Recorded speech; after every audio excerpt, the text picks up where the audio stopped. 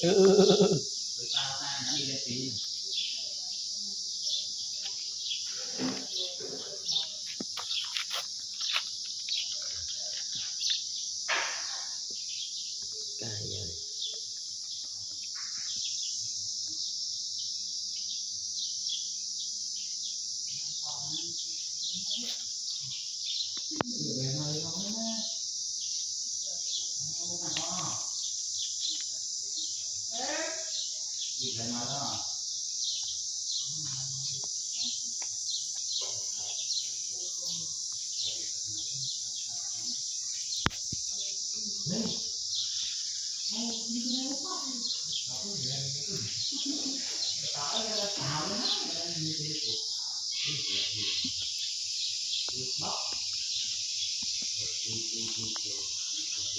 vô một lay liền luôn rồi.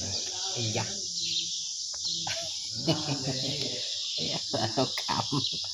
Ở cầm chữ